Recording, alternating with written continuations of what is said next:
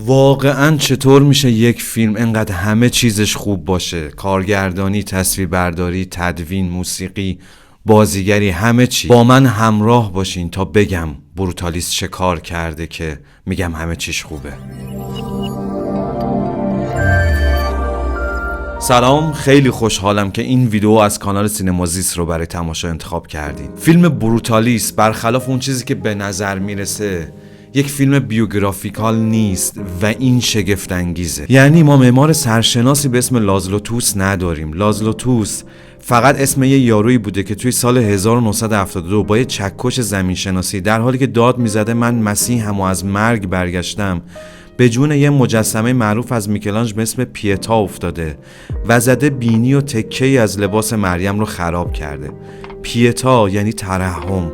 این لحظه هم که میکلانج به تصویر کشیده لحظه‌ایه که مریم مقدس جنازه مسیح رو بعد از پایین آوردن از صلیب به آغوش میکشه. هیچ کدوم از این بناهایی که توی فیلم نمایش داده میشن هم واقعی نیستن، یعنی در عالم بیرون وجود ندارن. نه اینها که به عنوان کارهای لازلو توی مجارستان نشون میده، نه اون پروژه‌ای که داره بالای تپه‌ای از املاک هریسون میسازه.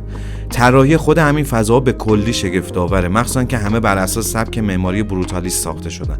سبکی که اصرار بر استفاده از بتون پرداخت نشده اوریان توی سطح زیاد توی فضای معمارانه داره. توی این سبک همونطور که لازلو هم اصرار داره روی بازی نور و سایه خیلی تاکید میشه تا بافت پرداخت نشده بتون بهتر آشکار بشه و جالبه که همین عنصر رو توی سبک فیلم برداری بروتالیست هم میبینیم.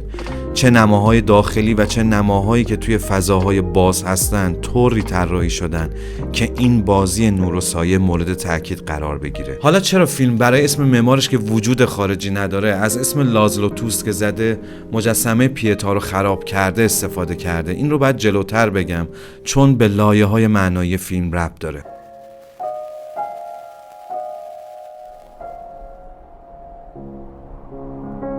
این فیلم درباره ایده های مختلفه، اما این سکانس یکی از مهمترین اون ایده ها رو مطرح میکنه.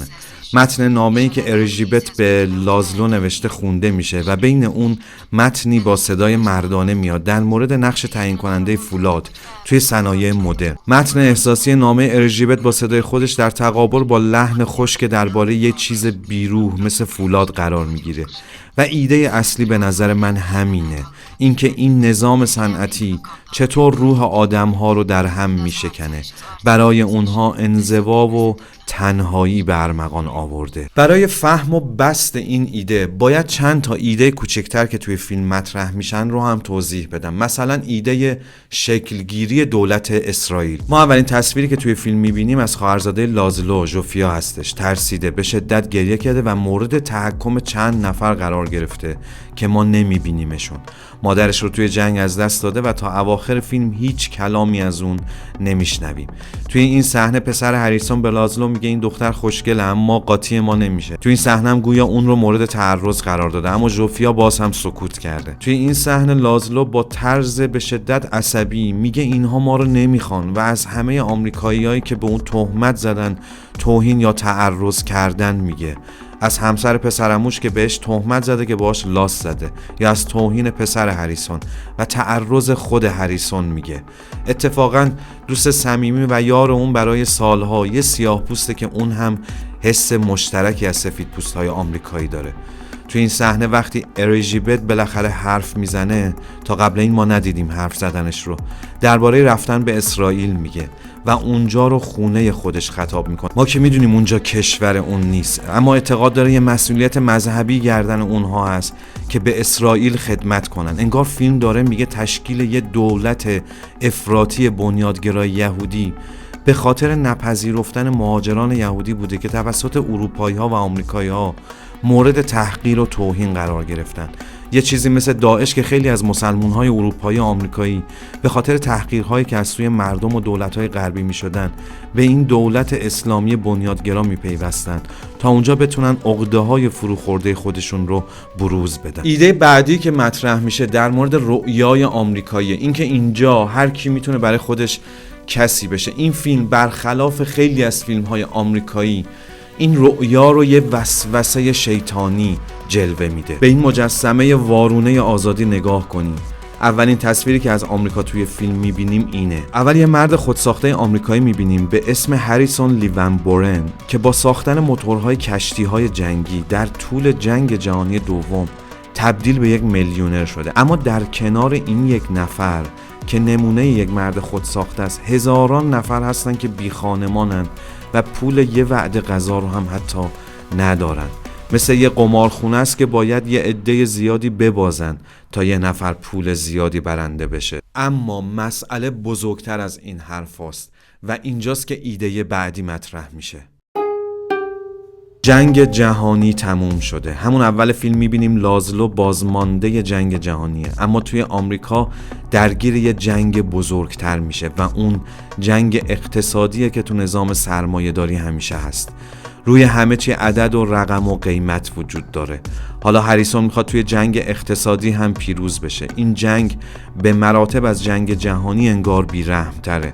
روح آدم ها رو میکشه.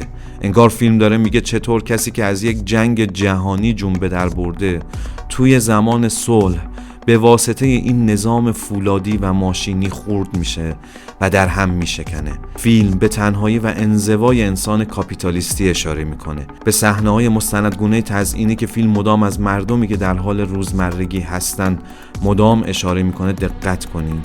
کارکرد این سکانس ها به اینه که این نظام های کلان چطور روی فردیت آدم ها تأثیر میگذارن و روابط و احساسات اونها رو کنترل میکنن. فیلم برای این ایده دیالوگ هم گذاشته و 2-3 بار روش به طرز جالبی تاکید میکنه. مثلا این خواهر که مسئول خوابگاه خیریه است از لازلو میخواد برای کارهای مراسم مسیحی کمک کنه که لازلو به دوستش میگه من میرم دنبال یه جای دیگه. بعد توی این صحنه هم هریسون به لازلو میگه اگه یه کلیسا برای مجتمعمون طراحی کنیم شهرداری بهمون بودجه میده. لازلو میگه ولی قرار بود این محل جایی برای همه باشه. یعنی حرفش اینه که دولت با پول همه مردم اداره میشه، چرا میخواد اون رو صرف خرج کسایی بکنه که اهل کلیسا رفتن هستن؟ و اینطوری تناقضی که نظام آزاد سرمایه‌داری باهاش مواجه هستش رو عیان میکنه. فیلم یه جورایی قرارداد بین هریسون و لازلو رو مثل یه پیمان شیطانی به تصویر میکشه که ذره ذره هر آنچه که لازلو داره ازش میگیره. از یه آدم مهربون، نودوز، شاد و شرافتمند تبدیلش میکنه به یه آدم خشمگین، عصبی، غمگین و در نهایت شرافتش رو هم ازش میگیره. برای همین به نظرم سازندگان فیلم اسم اون فردی که به مجسمه پیتا آسیب زده برای کاراکتر اصلیشون انتخاب میکنن. تأکید میکنن پیتا یعنی ترحم، یعنی رحم، یعنی کسی که در نتیجه بیرحمی این جنگ اقتصادی و زجرهای کشنده اون دیگه هیچ سرمایه‌ای از رحم تو وجودش باقی نمونده، آخر فیلم تبدیل شده به یه فرد تلخ که مثل ژوفیای اول فیلم حرف نمیزنه. ژوفیا از وحشیگری جنگ جهانی زبونش بند اومده بود و لازلو از بیرحمی جنگ صنعت و سرمایه در هم شکسته.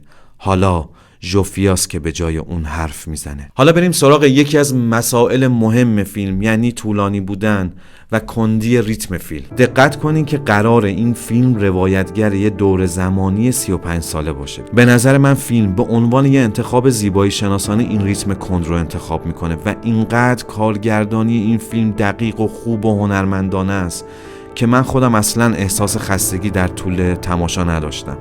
کارگردان از موسیقی استفاده کرده که ترکیبی از صداهای محیطی و موسیقی‌های مینیمال که گاهی دلهره آور هم میشن.